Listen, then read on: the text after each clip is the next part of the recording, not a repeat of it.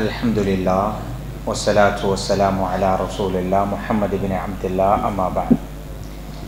Qala Allahu ta'ala fi mahkam at-tanzil ya ayyuhalladhina amanu taqullaha haqqa tuqatihi wa la tamutunna illa wa antum muslimun. எல்லாம் வல்ல அல்லாஹ் சுப்ஹானஹு வ தஆலாவை போற்றி புகழ்ந்ததன் பின் பெருமானார் ஸல்லல்லாஹு அலைஹி வஸல்லம் அவர்கள் மீதும் அவர்களை பின்பற்றி வாழ்ந்த சஹாபாக்கள் தாபீன்கள் நல்லோர்கள் எல்லோர் மீதும் என்றென்றும் சாந்தியும் சமாதானமும் நின்று நிலவட்டுமாக. அஸ்ஸலாமு அலைக்கும் வரஹ்மத்துல்லாஹி வபரகாத்துஹு. கண்ணியமிகு சகோதரர்களே சகோதரிகளே, அல்லாஹ்வுடைய தூதர் ஸல்லல்லாஹு அலைஹி வஸல்லம் அவர்கள் சொன்னார்கள், இதா அஹப்பர் ரஜுல் அஹாஹு ஃபல்யுஹ்பிர்ஹு அன்னஹு யுஹிப்பு. உங்களில் ஒருவர் இன்னும் ஒருவரை நேசித்தால் அவரிடம் தெரியப்படுத்துங்கள், உங்களை நான் நேசிக்கிறேன் என்கிற செய்தியை என்று அல்லாஹ்வுடைய தூதர் ஸல்லல்லாஹு அலைஹி வஸல்லம் அவர்கள் சொன்னார்கள். உங்களை அல்லாஹ்வுக்காக நாங்கள் நேசிக்கிறோம். சகோதரர்களே, இன்றைய தலைப்பு உறவுகளை பேணுதல் தொடர்பாக சில விடயங்களை நினைவுபடுத்துமாறு வேண்டப்பட்டிருக்கிறேன்.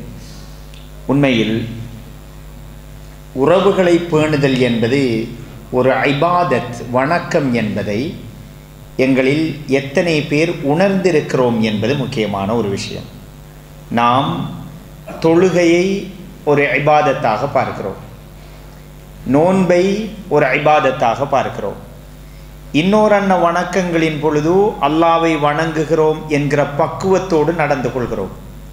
ஆனால் உறவுகளை பேணுதல் விடயத்தில் இந்த மனோநிலை நிச்சயம் எங்களிடம் குறைவாகவே இருக்கிறது. நிச்சயம் தொழுகின்ற பொழுது சக மனிதர்களோடு பேச முனைவதில்லை. ஏன்? இபாதத்தில் இருக்கிறேன். நோன்பு பிடிக்கின்ற பொழுது பசித்தாலும் சாப்பாட்டை உணவை தவிர்ந்து கொள்கிறேன். ஏன்? நோன்போடு இருக்கிறேன்.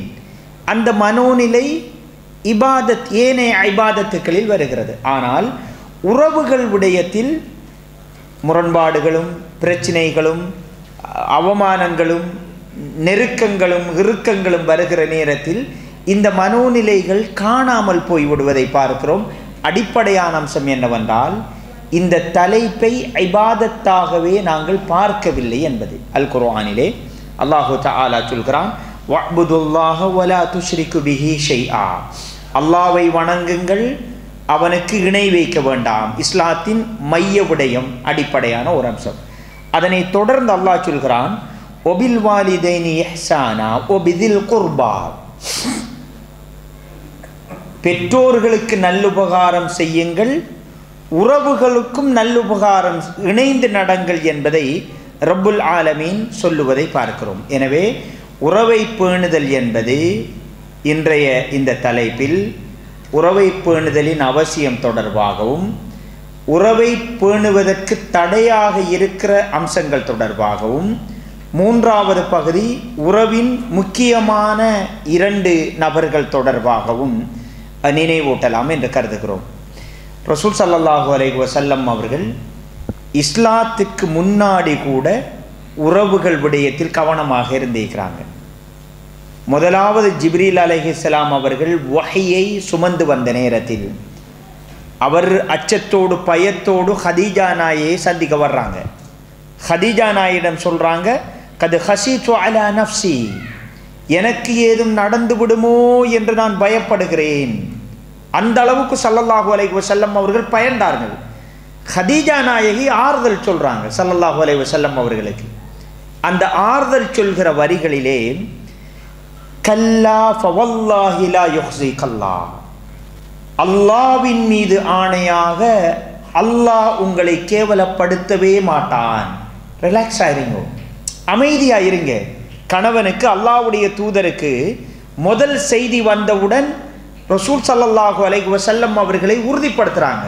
சொல்றாங்க, அல்லாஹ் ஏன் உங்களை கேவலப்படுத்த மாட்டான் என்றால், நீங்கள் பேணுகின்ற செய்கிற முக்கியமான ஒரு அம்சம் உறவுகளை பேணி நடக்கின்றீர்கள். இது எப்ப நடக்குது? நுபுவத்தின் முதலாவது நாளில் அல்லாஹ்வுடைய தூதர் ஸல்லல்லாஹு அலைஹி வஸல்லம் அவர்களுக்கு மனைவி சொன்ன செய்தி. இஸ்லாத்திற்கு முன்னாடியே நுபுவத், அதாவது நபித்துவம் கிடைக்கப்படுவதற்கு முன்னாடியே ஸல்லல்லாஹு அலைஹி வஸல்லம் அவர்கள் உறவுகள் விடயத்தில் கவனமாக நடந்திருப்பதை பார்க்கிறோம். புகாரி கிரந்தத்தில் 4830வது செய்தி, உறவுகள் அல்லாஹ்வுடைய அர்ஷிலே தொங்கிக் கொண்டிருக்கும். அர்ஷ் என்பது அல்லாஹ்வுடைய சிம்மாசனம், குர்சி என்பது அல்லாஹ்வுடைய பாதங்கள் வைக்கிற இடம். உறவுகள் அர்ஷில் தொங்கிக் கொண்டிருக்கும். தொங்கிக் கொண்டிருக்கிற நேரத்தில் அல்லாஹ்விடம் அது சொல்லும், யா அல்லாஹ், என்னை துண்டிப்பவனிடம் இருந்து நான் பாதுகாவல் தேடுகிறேன். அல்லாஹ்ட அர்ஷ மலக்குமார்கள் சுமந்து கேட்கிறாங்க. அந்த இடத்துல உறவு நிக்குது. அல்லாஹ் சொல்லுவான், உன்னை துண்டிப்பவனை நானும் துண்டிக்கிறேன், இது உனக்கு போதாதா என்று அல்லாஹ் கேட்பான். சகோதரர்களே, ஒரு சாதாரண ஒரு சக்தி வாய்ந்த மனிதன் எங்களை எச்சரித்தால், ஏதோ ஒரு வகையில் எச்சரித்தால், எவ்வளவு பதட்டத்தோடு இருக்கிறோம். ஆஃபீஸில் வேலை செய்கிறோம், வெளிநாடு வந்திருக்கிறோம், ஒவ்வொருவரும் ஒவ்வொரு தேவைகளுக்காக இந்த இடத்தில் நாங்கள் கூடியிருக்கிறோம். யாரும் இங்கு நிரந்தரமாக இருக்க வேண்டும் என்கிற நியத்து பெரும்பாலும் யாருக்கும் இருக்காது. செட்டில் ஆகணும், போகணும். இந்த ஆஃபீஸில் பெரிய அதிகாரி, முக்கியஸ்தர் ஏதோ ஒரு விடயத்தில் கடுமையாக எச்சரிக்கை வந்துவிட்டால் எங்களோட நடவடிக்கைகள் எப்படி இருக்கும்? பிராக்டிக்கலாக யோசிப்போம். எங்களோட நடவடிக்கைகள் எந்த அளவுக்கு மாறி இருக்கும்? அல்லாஹ் எச்சரிக்கிறான், என்னை உறவுகளை துண்டிப்பவரை நான் துண்டிப்பேன் என்று ரப்புல் ஆலமீன் எச்சரிக்கிறான். இன்னொரு செய்தியை பாருங்க, குர்ஆன்ல அல்லாஹ் சொல்கிறான், அதாவது வதுகத்தியு அர்ஹாமக்கும் உலாயிக அல்லதீன லஅனஹுமுல்லாஹ், உறவுகளை துண்டித்து நடப்பவர்களை அவர்களை அல்லாஹ் சபிக்கிறான். அல்லாஹ்ட சாபத்தோடு நிம்மதியா வாழலாமா? சந்தோஷமா இருக்கலாமா? பரக்கத் கிடைக்குமா? எதுவும் நடக்காது. அல்லாஹ் எச்சரிக்கிறான், அல்லாஹ்வுடைய சாபம் உறவுகளை துண்டிப்பவர்களுக்கு நிச்சயம் இருக்கிறது என்று. இது அல்லாஹ்வுடைய எச்சரிக்கை என்பதை முதல்ல புரியணும். ஒருத்தர் வந்துட்டு உங்களுக்கு அடிப்பேன், குத்துவன், உங்களை ஏதாவது ஒன்று பண்ணுவேன் என்று ஒரு பெரிய ஒருத்தர் சொன்னா மிக மிக கவனமாக அச்சப்பட்டு நடுங்கி போறோம். அல்லாஹ் சொல்றான், உறவை துண்டித்தால் நான் துண்டிப்பேன், சபிப்பேன் என்று ரப்புல் ஆலமீன் சொல்கிறான். இதை முதலாவது ஆழமாக நாங்கள் பதிவு செய்து கொள்ளணும். குறிப்பாக பலரை பார்க்குறோம், வெளியில் ரொம்ப நல்லம், கிரவுண்டில் நல்லம், ஆஃபீஸில் நல்லம், ரோட்டில் நல்லம், பள்ளி வாயல்களில் மிச்சம் நல்ல பேர் எடுத்திருப்பாங்க. ஆனால் உறவுகள் இரத்த உறவுகளோடு அவர்கள் உள்ளே நுழைகின்ற பொழுது, வீட்டு சூழல் எடுத்து பாருங்க, வெளியிலெல்லாம் சிரிச்சு பேசுவார், ஆனால் வீட்டுக்குள்ள வருகிற பொழுது ஃப்ளைட் மூடுக்கு போய்த்துருவார். இயல்பாக இருக்கிற ஒரு நோய். ஸல்லல்லாஹு அலைஹி வஸல்லம் அவர்கள் சொன்னார்கள், ஹியாருக்கும் ஹியாருக்கும் லி அஹ்லிஹி, உங்களில் மிகச்சிறந்தவர் உங்கள் மனைவியிடத்தில் யார் சிறந்தவர்களோ அவர்கள்தான் உங்களில் மிகச்சிறந்தவர் என்று ஸல்லல்லாஹு அலைஹி வஸல்லம் அவர்கள் சொன்னாங்க. புகாரி கிரந்தத்தில் 2067வது செய்தி. அல்லாஹ்வுடைய தூதர் சொன்னாங்க, யாருடைய ஆயுட்காலம் விரிவடைய வேண்டும் என்றும் அதே போன்று ரிஸ்கிலே பொருளாதாரத்தில் அபிவிருத்தி பரக்கத் கிடைக்க வேண்டும் என்றும் ஆசைப்படுகிறாரோ அவர் ஃபல்யஸில் ரஹிமஹு, அவர் உறவை, அவரின் உறவுகளை சேர்ந்து நடக்கட்டும். லைலத்துல் கதருடைய இரவை தேடி இந்த சபையில் இருக்கிறோம். லைலத்துல் கதிரே ஹைரும் மின் அல்ஃபி ஷஹர், 1000 மாதம் அப்படி என்று சொல்லி சொன்னால் கிட்டத்தட்ட 83 ஆண்டுகள். எங்களில் ஒருவர் 17 வயசுல மௌத்தாகிறார். உதாரணமாக அல்லாஹ் அவருக்கு அருள் செய்யட்டும். வாழ்க்கையில் ஒரு லைலத்துல் கதருடைய இரவை அவர் அடைந்திருக்கிறார். இன்னும் ஒருவர் 90 வயதில் மௌத்தாகிறார். அவருக்கு லைலத்துல் கத்ருடைய இரவே கிடைக்கவில்லை. இஸ்லாமிய பார்வையில் நீண்ட காலம் வாழ்ந்த பாக்கியம் கிடைக்க பெற்றவர் 17 90? நிச்சயமாக 17. இதைத்தான் சொல்ற பரக்கத். இதைத்தான் சொல்ற பரக்கத். ரசூல் ஸல்லல்லாஹு அலைஹி வஸல்லம் அவர்கள் நூஹ் அலைஹிஸ்ஸலாம் அவர்களுடைய சமூகம் 950 ஆண்டுகள் வாழ்ந்தார்கள். அந்த பாக்கியம் நமக்கு இருக்குதா? இல்லை. ஆனால் ஒரு இரவு 10 மணித்தியாலம் என்று எடுத்துக்கொண்டால் ஒரு மணித்தியாலம் 8 வருடங்களுக்கு சமனானது. எங்களில் ஒருவர் 30 வருஷம் 50 வருஷம் ரமலானை சந்தித்தவர்கள் இருக்கிறோம், அல்ஹம்துலில்லாஹ். எங்களில் ஒருவருக்கு அல்லாஹ் 10 இரவுகள் லைலத்துல் கத்ருடைய இரவை வழங்கினால் அவர் நூஹ் அலைஹிஸ்ஸலாம் அவர்களின் சமூகத்தின் ஆயுட்காலத்தை ஓட்டை பண்ணுவார். இதைத்தான் சொல்ற பரக்கத். ரசூல் ஸல்லல்லாஹு அலைஹி வஸல்லம் அவர்கள் சொன்னார்கள், உறவுகளை சேர்ந்து நடப்பவருக்கு பொருளாதாரத்தில் பரக்கத் கிடைக்கும். ஆயுட்காலம் பெரியோர் பரக்கத் இருக்கும். அவர் என்ன பண்ணணும்? உறவுகளை சேர்ந்து நடக்கணும். நிச்சயமாக பலரை நீங்கள் பிராக்டிக்கலாக பார்க்கலாம். கண்ணியமிகு சகோதரர்களே சகோதரிகளே, பொருளாதாரமும் ஆயுளும் நீண்டது கொடுக்கப்பட்டிருப்பார்கள். எப்பொழுதுமே தனிமையை உணர்ந்து கொண்டே இருப்பார்கள். காரணம், உறவுகள் விடயத்தில் மிக பொடுபோக்காக நடந்து கொண்டிருப்பார்கள். அல்லாஹ் நம் அனைவரையும் பாதுகாக்க வேண்டும். அதே நேரத்தில் உறவுகளை பேணி நடத்தல் என்கிற இபாதத் கஷ்டமா லேசா? ரொம்ப கஷ்டம். ஏனென்றால் ஒரு பக்க தொடர்பாடல் அல்ல, இரு பக்க தொடர்பு இருக்குது. நம்ம எவ்வளவுதான் நீட்டா இருந்தாலும் அந்த பக்கம் அப்படி வரும் என்று சொல்லி நாம் என்ன செய்யலாது, எதிர்பார்க்க முடியாது. ஸல்லல்லாஹு அலைஹி வஸல்லம் அவர்கள் சொன்னார்கள், அல் முஃமினுல்லதி யுகாலித்துன் நாஸ், அதாவது மக்களோடு சேர்ந்தால் ஒரு அசௌகரியம் இருக்கும். கடன் கேட்பாங்க, பிரச்சனை, எல்லா பிரச்சனையும் கருத்தில் கொண்டு ஒதுங்கி வாழ்கிற முஃமினை விட மக்களோடு சேர்ந்து அவர்களால் ஏற்படுகிற அசௌகரியங்கள் கஷ்டங்களை பொறுத்து வாழ்கிறாரே அந்த முஃமின் கைரும் மினல் முஃமின் அல்லதி லா யுகாலித்துன் நாஸ், அந்த முஃமின் அல்லாஹ்விடத்தில் மிகச் சிறந்தவன் என்று ஸல்லல்லாஹு அலைஹி வஸல்லம் அவர்கள் சொன்னாங்க. மக்களோடு சேர்ந்து வாழுதல் என்பது இனிமையானதும் தான் கஷ்டமானதும் தான். சந்தோஷமும் இருக்குது, சுமைகளும் இருக்குது. ரசூல் ஸல்லல்லாஹு அலைஹி வஸல்லம் அவர்கள் சொல்றாங்க, சேர்ந்து வாழ்கின்ற பொழுது அவர் அல்லாஹ்வுடைய பார்வையில் மிகச்சிறந்த முஃமின் என்று அடையாளப்படுத்தப்படுகிறார். அபூபக்கர் ரலியல்லாஹு அன்ஹு அவர்கள் இஸ்லாமிய உம்மத்தின் ஒரு ஒரு ஒரு மையப்புள்ளி, ஒரு மிகப்பெரிய ஒரு ஆளுமை. அபூபக்கர் ரலியல்லாஹு அன்ஹு அவர்களுடைய மகள் ஆயிஷா ரலியல்லாஹு அன்ஹா அவர்களுடைய விடயத்தில் போலியான வதந்தி பரவி ஒருவர் எல்லை மீறுகிறார். அந்த எல்லை மீறியவர் இவருடைய உதவி தொகையில் வாழ்ந்த ஒருவர், உறவும் கூட. உதவி தொகையில் வாழ்றாரு, உறவும் கூட.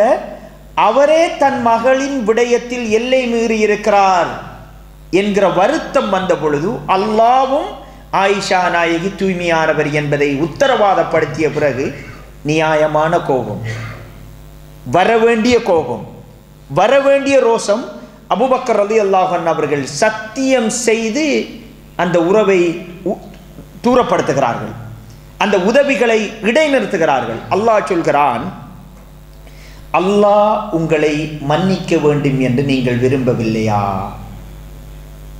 ஒரு ஒரு ஒரு சின்ன வசனம்தான் முடிவை அபூபக்கர் ரலியல்லாஹு அன்ஹு அவர்கள் உடனே மாற்றுகிறார்கள். நியாயங்கள் சொல்லவில்லை, வாதங்கள் பேசவில்லை. அல்லாஹ்வுடைய மன்னிப்பு வேண்டாமா? இந்த புள்ளி தான் நாங்கள் யோசிக்க வேண்டிய புள்ளி. ஒரு உறவோடு சேர்ந்து நடக்கிறோம், அவர்கள் நல்லவர்கள் மோசமானவர்கள் என்பதை தாண்டி என்னுடைய ரப்பு என்னை படைத்தவன் சொல்கிறான், அதற்காகவே அவர்களோடு நான் உரையாடுகிறேன், உறவாடுகிறேன் என்பதில் மிக தெளிவாக நாங்கள் இருந்து கொள்ள வேண்டும். குறிப்பாக ஒரு செய்தியை பாருங்க. ரசூல் ஸல்லல்லாஹு அலைஹி வஸல்லம் அவர்கள் சொன்னாங்க, மன் கான யுமினு பில்லாஹி வல் யௌமில் ஆகிர், யார் மறுமை நாளையும் அல்லாஹ்வையும் ஈமான் கொள்கிறார்கள், அவர் ஃபல்யஸில் ரஹிமஹு, அவர் உறவுகளை சேர்ந்து நடக்கட்டும். அப்படி என்னது? மறுமையையும் அல்லாஹ்வையும் ஈமான் கொண்டவரால் தான் உறவுகளை சேர்ந்து நடக்க முடியும், இறுதி வரை, மௌத்து வரைக்கும். அந்த நம்பிக்கை தான் இந்த உறவை வலுப்படுத்தும், பலப்படுத்துமே தவிர பொருளாதாரமோ இன்னொரு அம்சங்களோ அல்ல. இது ஒரு இபாதத் என்ற ரப்பு சொல்லியிருக்கிறான். இது நான் நடைமுறைப்படுத்தணும் என்கிற மனோநிலை முக்கியமானது.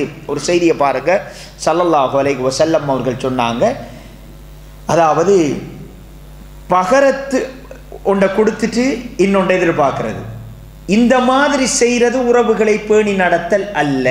அல்லாஹ்வுடைய தூதர் சொல்றாங்க தெளிவாக, எங்கட கல்யாணம் அவங்க எங்கட பிள்ளைகளுக்கு எதுவும் செய்கிறாங்க, அவங்கட பிள்ளைகளுக்கு ஏதும் என்று வருகிற பொழுது நாங்கள் செய்யணும். நாங்கள் உறவுகளை பேணுதல் என்பதை மெட்டீரியல் திங்ஸோட சுருக்கி வச்சுக்கிறோம். ஒரு நோய் வந்தால் ஒரு ஆங்கர் சீனியோட போகிறது, ஏதாவது ஒரு ஒரு விசேடமான நிகழ்வுண்டா ஏதாவது ஒன்றை கொடுக்கிறது. ஸல்லல்லாஹு அலைஹி வஸல்லம் அவர்கள் தெளிவாக சொன்னார்கள், பகரத்துக்கு பகரம் மாற்றிக்கொள்வது உறவுகளை பேணுதல் அல்ல, அதுவல்ல. அல்லாஹ்வுடைய தூதர் சொன்னார்கள், அல் வாசில் அல்லதி இதா குதிஅத் ரஹிமுஹு வஸலஹ, உறவுகளை பேணி நடப்பவர் யார் என்றால் அது துண்டிக்கப்பட்டாலும் இணைந்து நடக்க வேண்டும் என்று நினைப்பவர் தான். ரசூல் ஸல்லல்லாஹு அலைஹி வஸல்லம் அவர்கள் சொன்ன தெளிவான ஒரு வரை விளக்கணம், இன்னமா நுத்இமுக்கும் லிவஜ்ஹில்லாஹ் லா நுரீது மின்கும் ஜஸாஅன் வலா ஷுக்ர். அல் குர்ஆன் அல்லாஹ் சொல்றான், உணவு அளிப்பாங்க நல்லவங்க, கொடுத்துட்டு நாங்கள் உணவு கொடுத்ததெல்லாம் அல்லாஹ்வுக்காகத்தான், அவர்களிடம் இருந்து நன்றியையோ கூலியையோ எதிர்பார்க்கவில்லை. ஆயிஷா ரலியல்லாஹு அன்ஹா அவங்க இந்த வசனத்துக்கு விளக்கம் சொல்றாங்க, ஒருத்தருக்கு உதவி பண்ணிட்டு துஆ செய்யுங்கன்னு சொல்லி கூட கேட்க வேணாம், ஏனென்றால் அது கூட நன்றி உதவி அதற்குள் வந்துவிடும் அப்படிங்கிறாங்க. எனவே கண்ணியமிகு சகோதரர்களே சகோதரிகளே, உறவை பேணுதல் என்பது மெட்டீரியல் திங்ஸை மாறி மாறி கொடுக்கிறது அல்ல. துண்டிக்கப்பட்டாலும் கண்டுகொள்ளாமல் விடப்பட்டாலும் எங்களை ஒரு பொருட்டாக நினைக்கவே இல்லை, அவங்க ஒரு தூசுக்கும் எங்களை கண்டுகொள்ளவில்லை. அந்த நிலையில், அந்த மனோநிலையில் அவர்களோடு சேர்ந்து நடக்க வேண்டும் என்று யார் நினைக்கிறாரோ அவர் அல்லாஹ்வுடைய ஒரு இபாதத்தை பூர்த்தி செய்தவராக மாறுவார். நல்லா இருக்கிறாக்களோட நல்லா இருக்கிறது, மிருகங்களும் நல்லா இருக்கும். ஒரு நாய் இருக்குது, ஒரு மாடு இருக்குது, உரிய டைமுக்கு நாங்கள் எல்லாவற்றையும் செஞ்சு கொடுக்குற நேரத்தில் இமாம் இப்னுல் கையிம் ஜௌஸி ரஹிமஹுல்லாஹ் அவங்க சொல்கிறாங்க, மக்களோடு சேர்ந்து வாழ்கின்ற மிருகங்களுக்கு தானே அது தன்னுடைய இயல்பான குணங்களை மாற்றிக்கொள்கிறது. நீங்கள் வந்துட்டு ஸ்ரீலங்கா வந்தால் சில பாதைகளில் போக யானை நிற்கும், அது ஒன்றுமே செய்யாது, பெரும்பாலும் அப்படியே கடந்து போய்த்திடலாம். அதே நேரம் காட்டில் இருக்கிற யானை அப்படி இருக்காது, அதில் இயல்பே வேறையா இருக்கும். இமாம் இப்னுல் கையிம் ஜௌஸி ரஹ்மத்துல்லாஹி அவர்கள் சொல்கிறார்கள், மிருகங்கள் கூட மனிதர்களோடு சேருகின்ற பொழுது இயல்புகளை மாற்றிக்கொள்கின்றன. அப்படி என்றால் என்ற இயல்பு இப்படித்தான், நான் சின்னத்திலிருந்து இப்படி பழகிட்டேன், என்ற இரத்தம் இப்படித்தான், எனக்கு ஒன் ஷாட் தான் அப்படி என்று ஒரு மனிதன் சொல்கிறான் என்றால் அவன் மிருகத்தை விட ஒரு மோசமான ஒரு இடத்திற்கு அவனுடைய மனோநிலை சென்று விட்டது அப்படி என்று சொல்றாங்க. எனவே சகோதரர்களே சகோதரிகளே, ரொம்ப கவனமாக நாங்கள் யோசிக்க வேண்டிய ஒரு விஷயம் என்னன்னு சொன்னால், நாம் கண்டுகொள்ளப்படாவிட்டாலும், ஒதுக்கப்பட்டாலும், தாழ்த்தப்பட்டாலும், மிரிக்கப்பட்டாலும் எங்களுடைய நியாயங்களை அல்லாஹ்விடத்தில் பேசிக்கொள்வோம். ஆனால் அவர்களை துண்டிப்பதென்பது ஆபத்தானது. அல்லாஹ்வே சொல்கிறான், துண்டிக்கப்படுகிற நேரத்திலும் சேர வேண்டும் என்பதை வலியுறுத்தி இருப்பதை பார்க்கிறோம். இது முக்கியமான ஒரு விஷயம். முஸ்லிம் கிரந்தத்தில் வருகிற செய்தி, ஒருத்தர் வாராரு, ஒரு நபி தோழர் ரசூல் ஸல்லல்லாஹு அலைஹி வஸல்லம் அவர்களிடம், யா ரசூலல்லாஹ், எனக்கு சில குடும்ப உறுப்பினர்கள் உறவுகள் இருக்கிறாங்க, என்னை கண்டுகொள்வதே இல்லை, நான் எப்படித்தான் இறங்கி போனாலும் அடித்து வீசுறாங்க, ஆனால் நான் விடலை, அவங்களோட நெருக்கமாகவே இருக்கிறேன். அல்லாஹ்வுடைய தூதர் சொல்லுகிறார்கள், நீங்கள் சொல்வதை போன்று நடந்திருந்தால் அவர்களின் முகத்தில் நீங்கள் சாம்பலை பூசிவிட்டீர்கள். உங்களுக்கு அல்லாஹ்விடத்தில் அல்ஹம்துலில்லாஹ் உங்களுக்கு அல்லாஹ்விடத்தில் உங்களுக்கான அந்தஸ்து மிக பெரியது என்பதை முஸ்லிம் கிரந்தத்தில் ஸல்லல்லாஹு அலைஹி வஸல்லம் அவர்கள் அந்த நபித்தோழருக்கு தெளிவாக சொல்லி இருப்பதை பார்க்கிறோம்.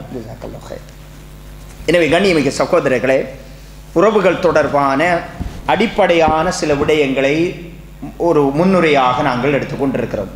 இரண்டாவது ஒரு பகுதி, இந்த உறவுகளை பேணுவதற்கு தடையாக இருக்கிற சில விஷயங்களை நாங்கள் கண்டறியோம். முதலாவது விஷயம் என்னன்னு சொல்லி சொன்னால், அதிக எதிர்பார்ப்புகள் கை சேதத்தை கொண்டரும். எப்பொழுதுமே ஒரு இடைவெளி பேணப்பட வேண்டும். அப்படி என்றால் அந்த இடைவெளி எங்களுடைய உறவுகளை தூரமாக்குவதற்கல்ல, அதுதான் உறவுகளை வலுப்படுத்தும். ஒரு செடிக்கும் இன்னொரு செடிக்கும் இடையில் அது செழித்து வளர வேண்டும் என்றால் ஒரு இடைவெளி தேவைப்படுகிறது. ஒரு தென்னை மரத்துக்கும் இன்னொரு தென்னை மரத்துக்கும் இடையில் அது செழித்து வளர வேண்டுமாக இருந்தால் ஒரு இடைவெளி தேவைப்படுகிறது. அப்படிதான் உறவுக்கும் இடையில். வாகனம் ஓட்டிட்டு போகிறோம், முன்னாடி ஒரு வாகனம் இருக்குது, பின்னாடி முற்ற மாதிரி நெருக்கமாக போனால் முன்னாடி போகிறவர் பிரேக் கொண்டு பண்ணினா முட்ட வண்டி தான் வரும். இரண்டு பக்கங்களும் கை சேதம் வரக்கூடிய ஒரு நிலைமை என்ன செய்யும், உருவாகும். அப்போ ஒரு பாதுகாப்பு தூரம் அப்படி என்று சொல்லி சொல்லுவாங்க. அந்த மாதிரி உறவுகள் விடயத்திலையும் இருக்கணும். பாருங்க, ஸல்லல்லாஹு அலைஹி வஸல்லம் அவர்கள் மிஅராஜ் போகிறாங்க. போன நேரத்தில் உமர் ரலியல்லாஹு அன்ஹு அவர்களுடைய மாளிகை அல்லாஹ்வுடைய தூதருக்கு காண்பிக்கப்படுகிறது. ரசூல் ஸல்லல்லாஹு அலைஹி வஸல்லம் அவர்களை இந்த உலகத்தில் அதிகமாக நேசித்தவர்கள் நாங்களா சஹாபாக்களா? சஹாபாக்கள். அதிலும் குறிப்பாக நாங்கள் ஒரு தர்த்தீபை கொண்டு வந்தால் அபூபக்கர் ரலியல்லாஹு அன்ஹு அவர்கள், உமர் ரலியல்லாஹு அன்ஹு அவர்கள் டாப் 10ல இருக்கிறவங்க. ரசூல் ஸல்லல்லாஹு அலைஹி வஸல்லம் அவர்கள் உள்ள போகல. உமர் ரலியல்லாஹு அன்ஹு அவர்களை சந்தித்த நேரத்தில் சொல்கிறார்கள், உமரே, உங்கள் மாளிகையை நான் பார்த்தேன், நான் உள்ளே போகவில்லை, உங்கள் ரோசம் எனக்கு ஞாபகம் வந்தது. யா ரசூலல்லாஹ், உங்கள் விடயத்தில் நான் ரோசப்படுவேனா என்று உமர் ரலியல்லாஹு அன்ஹு அவர்கள் அழுகிறார்கள். சகோதரர்களே, சகோதரிகளே, அல்லாஹ்வுடைய தூதர் ஒரு அழகான ஒரு பண்பை சொல்லி தருகிறார்கள். எவ்வளவு நெருக்கமாக இருந்தாலும் சில இடைவெளிகள் உங்கள் உறவுகளை புனிதப்படுத்தும், வலுப்படுத்தும் என்று சொன்னாங்க. சிலருக்கு எங்களுக்கு அழைப்பு கிடைக்காம விட்டிருக்கலாம், அவங்களுக்கு சில அசௌகரியங்கள் இருந்திருக்கலாம், சிலதுக்கு எங்களை மறந்திருக்கலாம், அவங்களோட சூழல் அப்படி அமைந்திருக்கலாம். எதையும் நாங்கள் மிகப்பெரிய ஒரு உலகத்தில் உலகமாக யுத்தத்துக்கும் பேச்சுவார்த்தையிலே தீர்வு இருக்குது. எனவே இது முக்கியமான ஒரு பகுதி. இடைவெளிகள் மிக நேர்த்தியாக பேணப்படுதல் என்பது எங்களோட உறவுகளை வலுப்படுத்தும். பல இடங்களை அவதானிக்க முடியுது. என்னண்டா, கட்டிக்கு பிறல் எப்படி இருப்பாங்க, மரோ ஜென்ம பகை, கட்டும் நெருக்கமா இருந்திருப்பாங்க, மிச்சமே நெருக்கம். அப்புறம் பார்த்தா ஜென்ம பகை. என்னன்னு பார்த்தா இந்த இடைவெளி, செழித்து வளருவதற்கான இடைவெளி அந்த உறவுகளுக்குள் பேணப்படாமல் விடப்பட்டிருக்கும். இது முக்கியமான ஒரு பகுதி. இரண்டாவது ஒரு அம்சம், இந்த பொறாமையும் குரோதமும். எங்களுக்கு அடிக்கடி நீங்கள் ஷேகட பாடங்களில் இருந்திருப்பீங்க. பொறாமை என்பது தூரத்தில் இருக்கிற ஆக்களோட வாரல்ல, ஒரு வித்தியாசமான ஒரு மனோனு. பக்கத்தில் இருக்கிற ஆக்களோட தான் அந்த பொறாமை வரும். நம்மட புள்ள 99 மார்க்ஸ் எடுத்தா கூட ஒரு பெற்றோருக்கு சந்தோஷம் வாரல்ல, நானட புள்ள 100 மார்க்ஸ் எடுத்தான். பிரச்சனை என்னது? இது ஒரு வகையான நோய். இந்த பொறாமை அல்லாஹு தஆலா சொர்க்கத்துக்குள் மனிதர்களை அனுப்புகின்ற நேரத்தில் குர்ஆன் அல்லாஹ் சொல்றான், வனஸஅனா மா ஃபீ சுதூரிஹிம் மின் கில். சொர்க்கத்துக்குள் நுழைகின்ற பொழுது அவர்களின் உள்ளத்தில் இருந்து குரோதத்தை நாங்கள் கலட்டி விடுவோம். சொர்க்கமாக இருந்தாலும் அனுபவிக்கணுமெண்டா இந்த குரோதத்தோட போன அனுபவிக்க இயலாது. இந்த குரோதம் பொறாமை என்பது உறவுகளை கடுமையாக சிதைக்கிறது. அல்லாஹ்வை யார் யாரெல்லாம் வெள்ளை உள்ளங்களோடு பரிசுத்தமான உள்ளத்தோடு சந்திக்கிறார்களோ அவர்கள்தான் நாளை மறுமையில் ஈடேற்றம் பெறுவார்கள் அப்படி என்கிற செய்தியை பல இடங்களில் நாங்கள் பார்க்கிறோம். எனவே இந்த பொறாமை குரோதத்தில் இருந்து நாங்கள் பாதுகாப்பு தேடணும். அதுக்கு என்ன வழி? இது ஒரு உள்ளம் சார்ந்த பிரச்சனை தானே. நாங்கள் எந்த மாதத்தில் இருக்கிறோம்?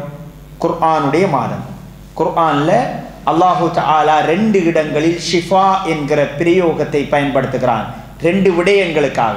ஷிஃபா என்கிற சொற்பிரயோகங்கள் பல இடங்களில் வந்தாலும் 2ஐ குறித்துவே அது வருகிறது. ஒன்று, தேன் தொடர்பாக சொல்லிவிட்டு நிவாரணி இருக்கிறது என்று அல்லாஹ் சொல்றான். 2வது, குர்ஆன் தொடர்பாக சொல்லிட்டு குர்ஆனில் உள்ளத்தில் இருக்கின்ற நோய்களுக்கு நிவாரணி இருக்கிறது அப்படி என்று அல்லாஹ் சொல்றான். நாங்கள் எல்லோரும் 2 வகையான நோய்களை எதிர்கொள்கிறோம். ஒன்று என்னது?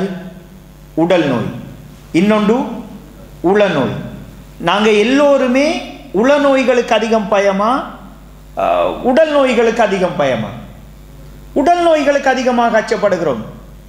பிளட் டெஸ்ட் பண்ணுறோம், அந்த ரிப்போர்ட்டெல்லாம் பார்க்குறோம், மாதம் அதுக்கு ஒரு செலவழிச்சுட்டு இருக்கிறோம். அல்லாஹு தஆலா ஆரோக்கியத்தை தர வேண்டும்.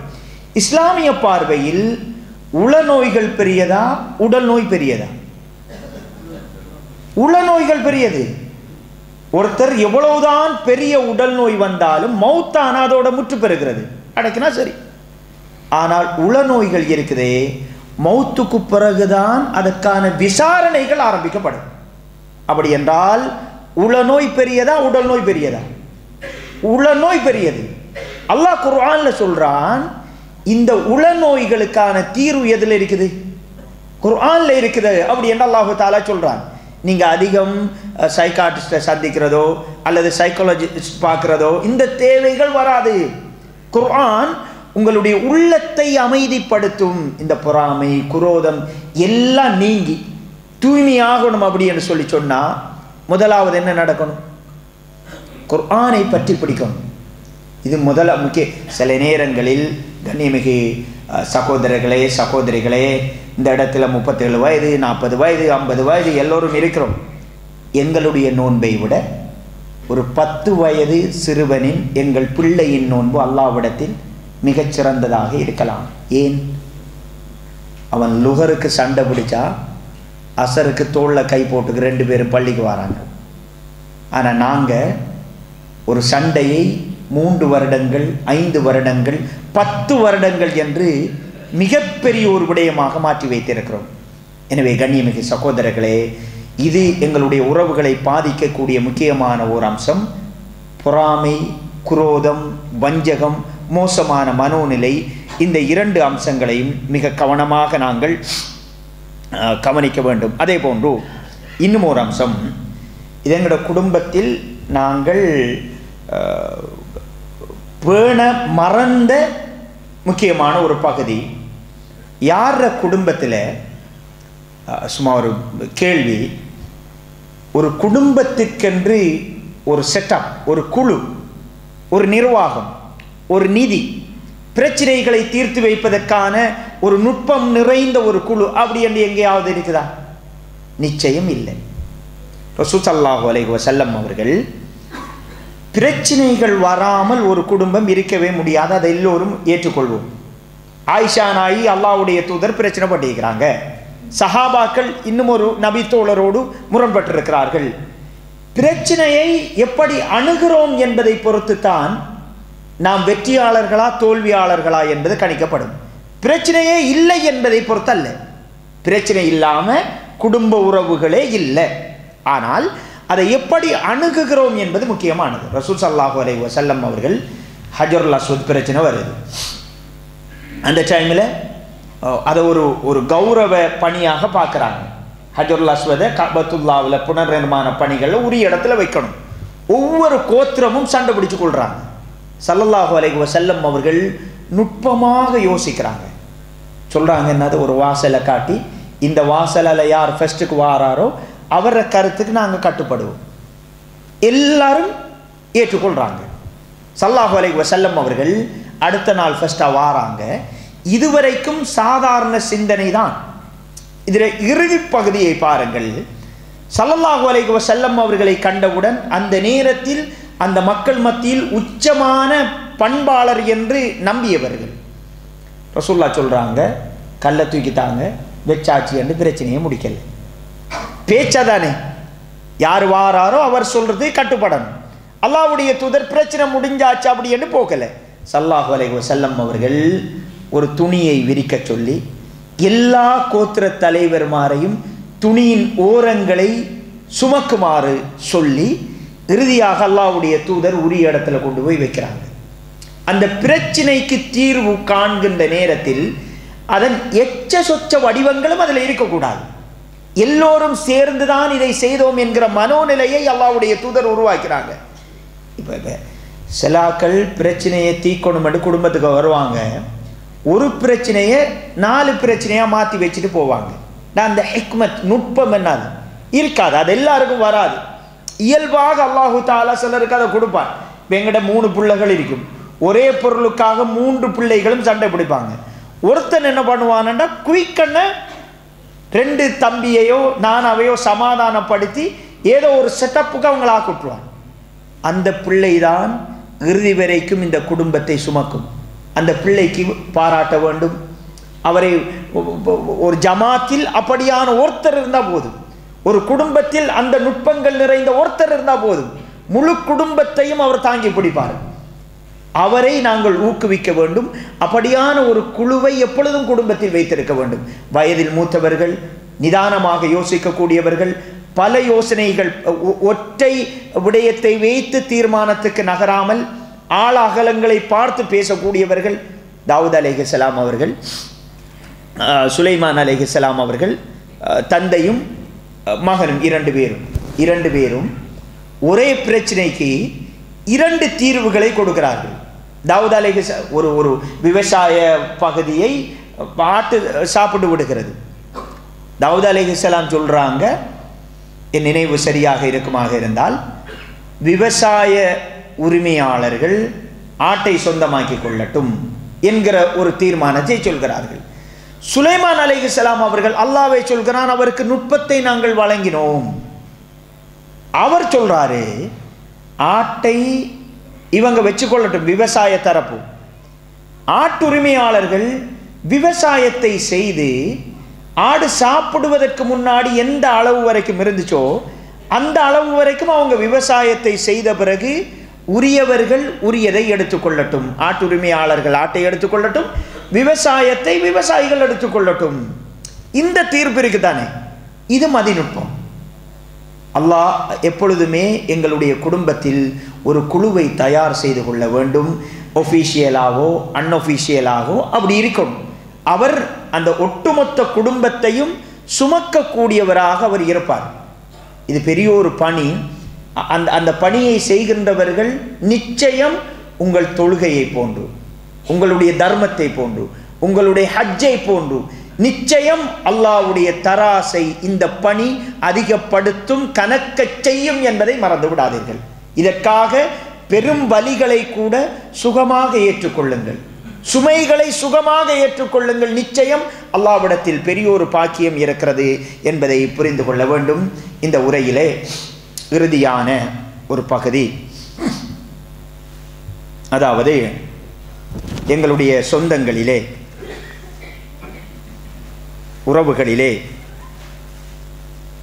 மிக மிக முக்கியமான ஒரு உறவு எங்கட தாய் தகப்பன்.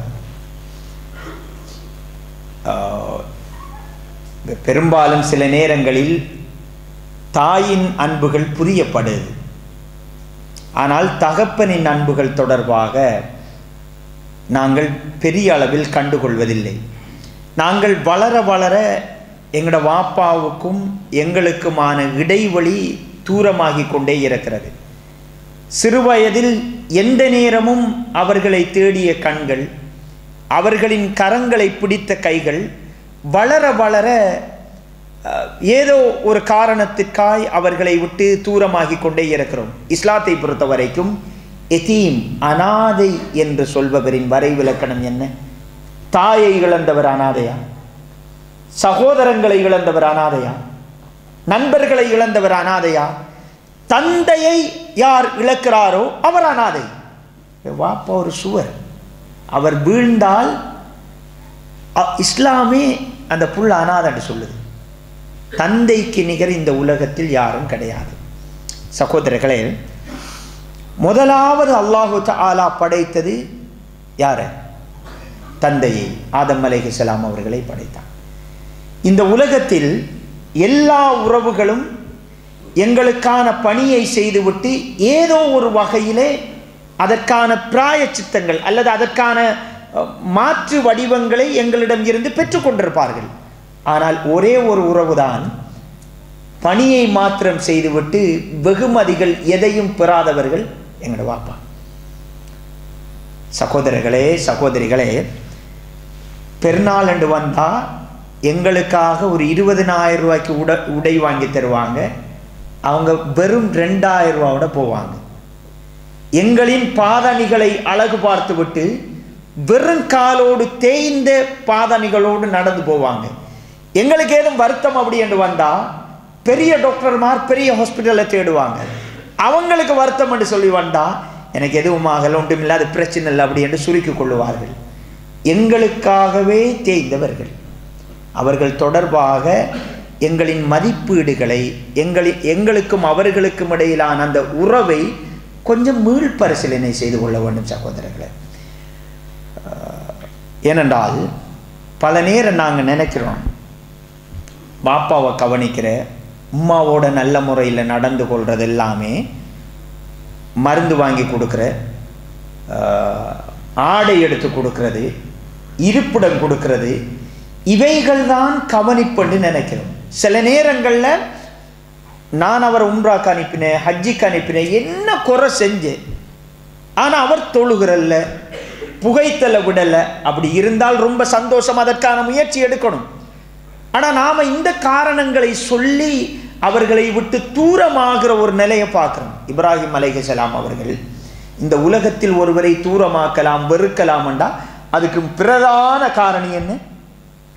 குஃபுர், இணை வைப்பு. இப்ராஹிம் அலைஹிஸ்ஸலாத்திர தந்தை ஆசர் இணை வைப்பு மட்டும் செய்யல, சிலை பிஸ்னஸ் செஞ்சார் அவர். அந்த நேரத்திலும் இப்ராஹிம் அலைஹிஸ்ஸலாம் அவர்கள் எப்படி பேசுறாங்க? யா அபதி, என் அருமை தந்தையே, என் அருமை தந்தையே. ஒரு விடுத்தம் கூட குர்ஆனிலே அவர் என் அருமை மகனே என்று அழைத்ததாக வரல. இப்ராஹிம் அலைஹிஸ்ஸலாம் அவர்கள் இவ்வளவு நியாயங்கள் வெறுப்பதற்கு இருந்தும் என் அருமை தந்தையே என்றுதான் பேசினாங்க. ஒரு டைம்ல வாப்பா சொல்றாரு, இந்த பிரச்சார பணியை நீங்க விடாட்டி மக்களோடு சேர்ந்து கல்லால் அடிச்சு நானே முன்னுண்டு வரசுவேன் அப்படிங்கிறாங்க. அந்த தருணத்திலும் இப்ராஹிம் அலைஹிஸ்ஸலாம் அவர்கள் கால சலாமுன் அலைக், உங்கள் மீது சாந்தி உண்டாகட்டும் என்று சொல்றாங்க. சகோதரர்களே, தந்தையோடு முரண்பட்டு இவ்வளவு நேர்த்தியா வாப்பாவோட நடந்தாங்க. அல்லாஹ் அவருக்கு பரிசா கொடுத்தது தான் யாரு? இஸ்மாயில் அலைஹிஸ்ஸலாம். கால சக்கரத்தை அல்லாஹ் சுத்தி கொண்டிருக்கிறான். நான் பிள்ளையா இருக்கணும், திருப்பி தந்தையாகணும், திருப்பி அப்பாவாக மாறணும். இது ஒரு சுழற்சி முறை. இப்ராஹிம் அலைஹிஸ்ஸலாம் அவர்கள் அந்த தருணங்களிலும் தகப்பனோடு இப்படி இருந்தார்கள். மனதை நோகும்படி நடந்து கொள்ளவே இல்லை. அல்லாஹ் இஸ்மாயில் அலைஹிஸ்ஸலாத்தை கொடுக்குறான்.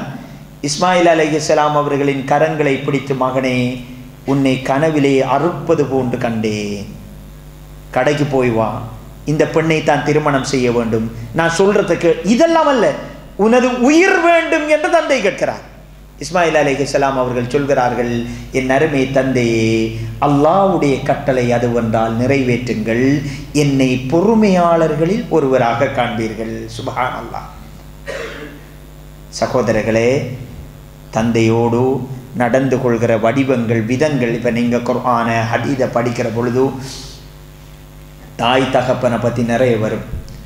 இந்த நல்ல தருணங்களில் உங்கள் பெற்றோர்களுக்காக பிரார்த்தியுங்கள். இந்த உலகத்தில் உங்களுக்காக அவர்கள் சுமந்த பாத்திரத்தை வேறு யாராலும் சுமக்க முடியாது என்பதை பலமாக நம்புங்கள். பலமாக நம்புங்கள் சகோதரர்களே. குர்ஆனிலேயும் ஹதீஸிலேயும் மற்ற உறவுகள் தொடர்பாக, இப்போ நாங்கள் ஆடை கொடுக்கறது, மருந்து கொடுக்கறது, இங்கேருந்து மாதம் காசு அனுப்புறது, இதுதான் கவனிப்பு அப்படின்னு சொல்லி சொன்னால், இதை விட நல்ல கவனிப்பு தான் எங்களோட மனைவிக்கும் பிள்ளைக்கும் கொடுக்குறோம். அப்படித்தானே? மனைவிக்கு வாங்குற ஆடையை விட விலை குறைஞ்சே தான் தாய் தகப்பனுக்கு. அண்ட் அவங்களோட வயசுக்கு அந்த ஆடை தான் செட் ஆகும்.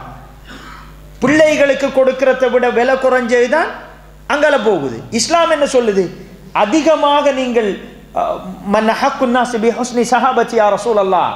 அல்லாஹ்வுடைய தூதரே, இந்த உலகத்தில் நான் அதிகம் அன்பு பாராட்டுவதற்கும் நெருக்கமாக இருப்பதற்கும் தகுதியான உறவு உனது தாய், உனது தாய், உனது தாய், நான்காவது விடுத்தம் உனது தகப்பன். இதான் அந்த தர்த்தீப் வரிசை. சரி, மருந்தும் ஆடையும் மாத பணமும் தான் கவனிப்பண்டா, ரெண்டாம் தர கவனிப்பு தானே கொடுக்குறோம்.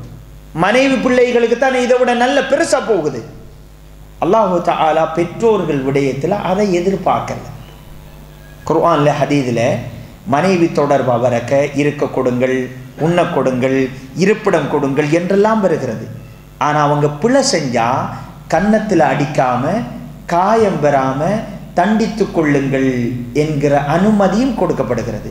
ஆனால் பெற்றோர்களை பற்றி சொல்லப்படுகிற நேரத்தில் இருக்க கொடுங்கள், உண்ண கொடுங்கள், மருந்தெடுத்து கொடுங்கள் என்றெல்லாம் வரவில்லை. ஆனால் ஃபலா தகுல்லஹுமா உஃபின், சீ என்ற வார்த்தை கூட நீங்கள் பயன்படுத்தக்கூடாது என்று அல்லாஹு தஆலா சொல்கிறான். அப்படி என்றால் பெற்றோர்களோடு உறவாடுதல் என்பது எந்த அளவு மிக மிக கவனமாக நடக்க வேண்டிய ஒரு தருணம் என்று பாருங்க. அதான் அந்த குகைவாசிகள சம்பவத்தில் எங்களுக்கு தெரியும்.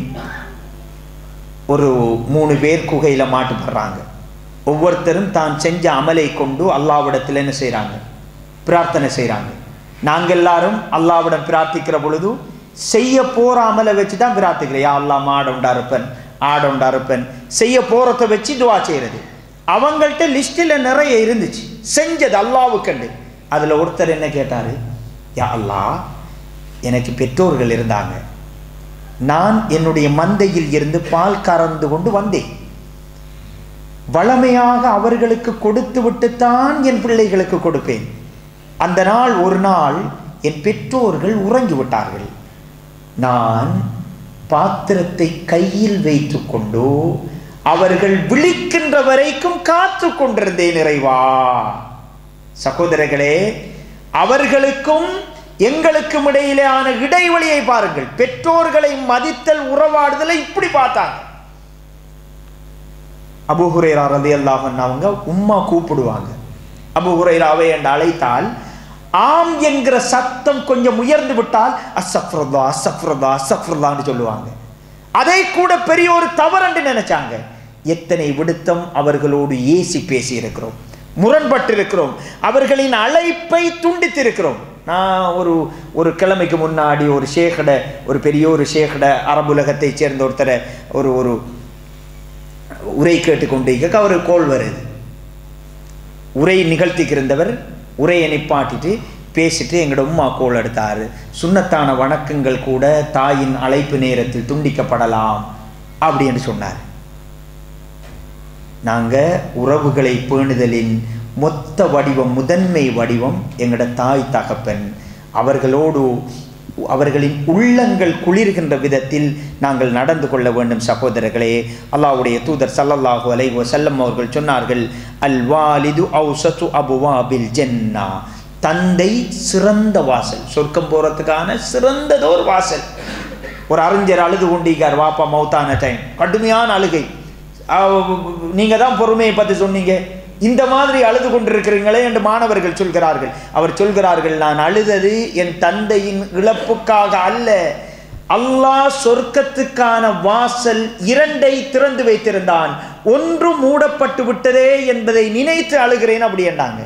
எங்களுடைய சமூகத்தின் நிலை, பெற்றோர்கள் தாய் தகப்பன் வருத்தமாக வருகிற நேரத்தில் எந்த பிள்ளை அவங்கள சுமக்கிறன்னு பிள்ளைகளுக்குள்ள ஃபைட் போகும்.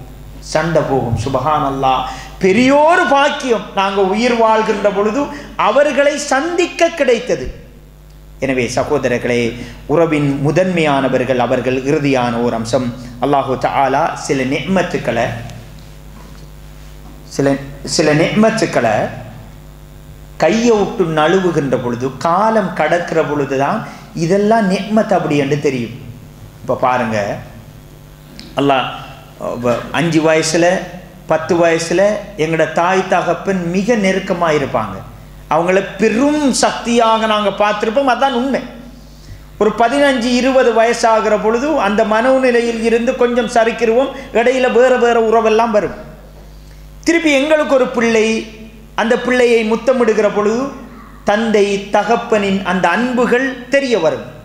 அல்லாஹ் சொல்றான், وبلغ 40 سنة 40 வயதை அடைகிற பொழுது قال ربي أوزعني أن أشكر نعمتك التي أنعمت علي وعلى والدي. அல்லாஹ்விடம் பிரார்த்திப்பார், யா அல்லாஹ், எனக்கும் என் பெற்றோர்களுக்கும் செய்த அருளுக்கு உனக்கு நன்றி செலுத்த உதவுவாயாக இறைவா. 40 அவருக்கு அந்த அந்த இது வழங்குற நேரம் ஒன்றில் தாய் தகப்பன் மௌத்தாயிருப்பாங்க. அல்லாஹ் அவர்களின் கபரை விசாலப்படுத்தட்டும். அல்லது எங்களுடைய உணர்வுகளை புரிந்து கொள்கிற நிலையில் அவர்கள் இருக்க மாட்டார்கள். அவர்கள் இருக்கின்ற பொழுதே அவர்களை கொண்டாடுங்கள். எப்பொழுதுமே ஒவ்வொரு நாளும் அவர்களோடு பேசுங்கள்.